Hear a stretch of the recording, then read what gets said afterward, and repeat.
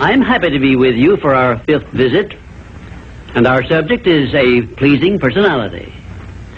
Your personality determines whether people are attracted to you or shy away from you. It is the show window in which you display your character to the world, and it is the one thing which distinguishes you from all other human beings. It is your trademark by which people recognize you, and it is the thing which determines your success or failure in selling yourself through life. Therefore, you should see your personality just as others see it, so you may improve it where it needs improvement. Your personality consists of more than 30 different factors, traits, and characteristics. Because of the limit of time I can devote to this visit with you, I can mention only the more important of your traits of personality. But before I begin to describe these traits, I want you to know that every trait which goes into your personality is under your control, and you can improve it so it will be whatever you want it to be. Let us start with the most important trait of your personality, your mental attitude. This is the trait with which you attract people to you and cause them to like you, or repel them and cause them to dislike you. Your mental attitude must be positive if you attract people to you. How do other people know whether your mental attitude is positive or negative, you may ask? Well, the answer is easy. First of all, other people tune in and pick up your mental attitude by telepathy, without your saying a word or making a move. But there are other ways they can tell whether your mental attitude is negative or positive. You disclose this information by the tone of your voice, whether it is pleasant or harsh, by the expression on your face, whether it is soft and pleasing or harsh and scowling, by the courtesy and consideration you show other people, or the lack of these. So you see, there is no escape from revealing to others the exact nature of your personality. The next most important trait of your personality consists of your flexibility of your mental attitude, or your lack of it.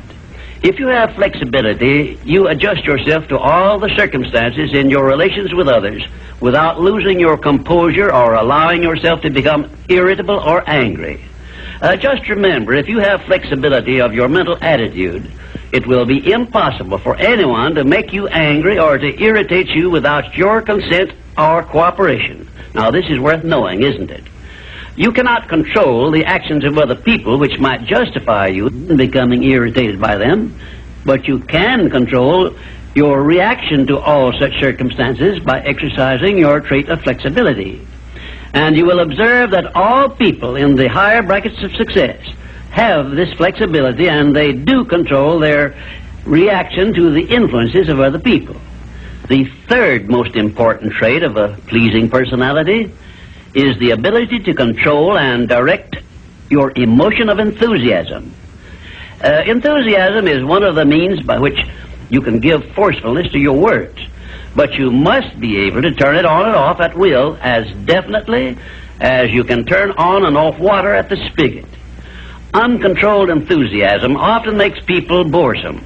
It also may open wide the window to one's mind, through which other people may enter and influence one in ways he does not wish to be influenced. The fourth most important trait of a pleasing personality is a sincerity of purpose. The person who is not sincere in all relationships with others is soon detected and rejected, because no one is attracted to the person who thus endeavors to deceive others. Sincerity is one quality of character which cannot be successfully faked, not even by the most astute rascal or the most efficient actor, because insincerity evermore carries with it some warning sign which other people recognize. You have only to go back into your own experience with insincere people to prove the truth of what I have stated. There are 26 other important traits which give one a pleasing personality, but I do not have time to give them to you in this visit. Now let us turn our attention to some of the common habits which destroy a pleasing personality. Please check yourself as I describe these negative habits, and you may make discoveries about yourself sufficient to enable you to rebuild your entire personality so it will become a master salesman in your behalf. 1. One of the most destructive habits which make one's personality objectionable is that of breaking in and running away with the conversation when others are speaking.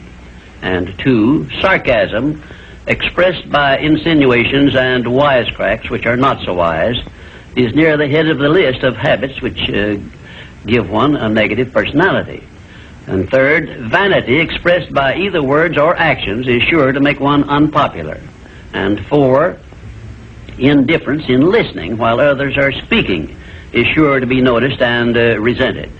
It is more profitable to be a good listener than it is to be a good talker, because one is always apt to learn something while listening to others, but never learns anything from hearing himself talk. 5, the attempt to flatter where flattery is obviously not deserved will bring quick resentment from others. Also, it will put them on notice, if they are wise, that the flatterer wants something he perhaps should not get. And 6, the habit of finding fault with the world at large and people in general is never a popular habit, and it is no part of a pleasing personality. It is far better to direct conversation to the circumstances and things which are right than to complain of those which one believes to be wrong. And 7, one of the very worst habits which destroy a pleasing personality is that of openly and directly challenging those with whom one may not agree, where there is no obvious reason for doing so, except the desire to be on the opposite side. And 8, the habit of volunteering unsolicited advice to others who have not requested it can make one an intolerable bore. Free advice usually is considered to be worth just what it costs, which is nothing but the patience with which to listen to it. And 9, the habit of speaking of one's physical ailments, worries, and personal problems may be tolerated by others, but this habit will never make one welcome or pleasing. If you wish to make yourself welcome in your relations with others, manage to talk about things which interest and concern those to whom you are speaking.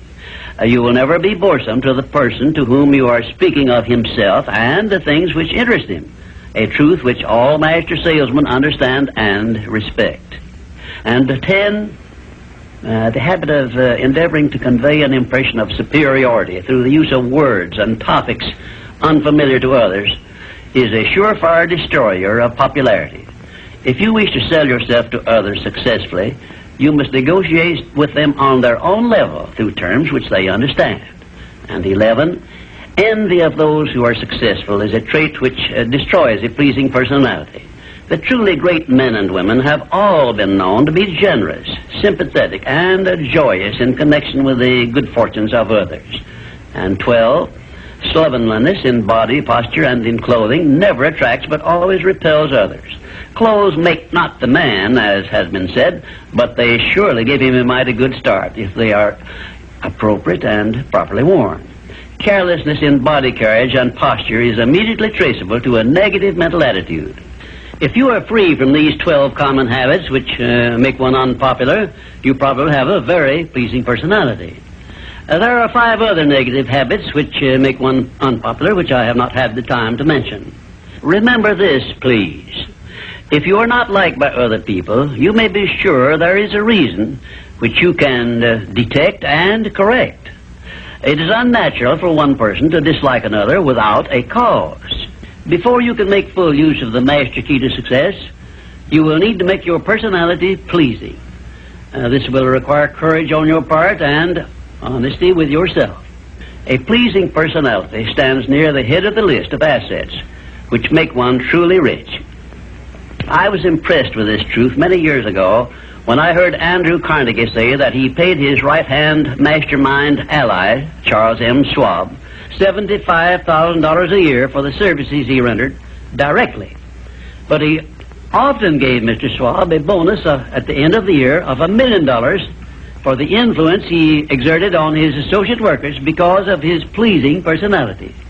You see, therefore, Andrew Carnegie, who has been said to have been the greatest judge of men this nation has ever known, placed a value on a pleasing personality of more than 10 times as much as he valued the personal services of his right-hand man.